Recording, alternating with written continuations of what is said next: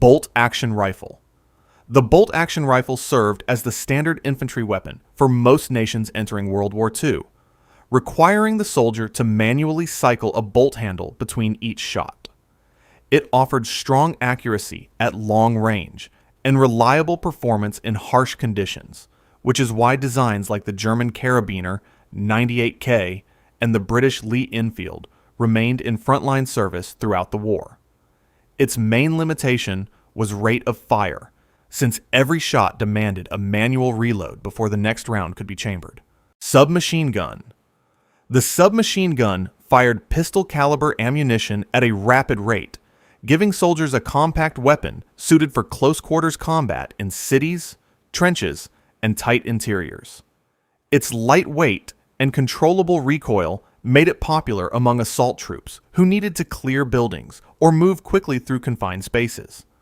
The German MP40 and the American Thompson became icons of this category, each shaping how urban combat was fought during the war. Semi-automatic rifle.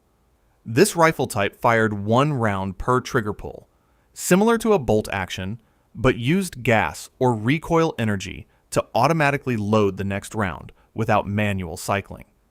That difference gave soldiers a noticeably faster rate of fire, while still maintaining reasonable accuracy at distance.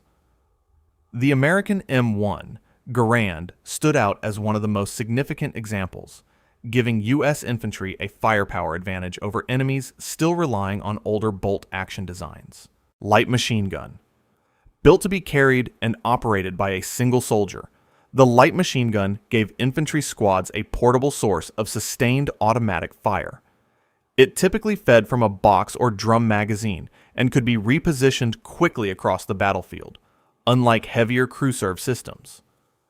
The British Bren gun and the German MG-34 both demonstrated how this weapon type became central to squad-level tactics during the war. Heavy machine gun. Heavy machine guns were built for sustained, high-volume fire and were usually mounted on tripods or vehicles rather than carried by a single soldier. Their larger size and weight allowed them to fire for extended periods without overheating as quickly as lighter weapons, making them effective for defensive positions and suppressing enemy advances. The German MG-42, with its remarkably high rate of fire, became especially feared among Allied troops for the sheer volume of lead it could put downrange. Anti-tank weapon. As armored vehicles became more common on the battlefield, infantry needed a way to fight back without relying solely on artillery or other tanks. Anti-tank weapons ranged from shoulder-fired launchers to hand-thrown explosive devices, each designed to penetrate armor plating at various ranges. The American bazooka and the German Panzerfaust gave individual soldiers a fighting chance against tanks, changing how infantry approached armored threats. Grenade.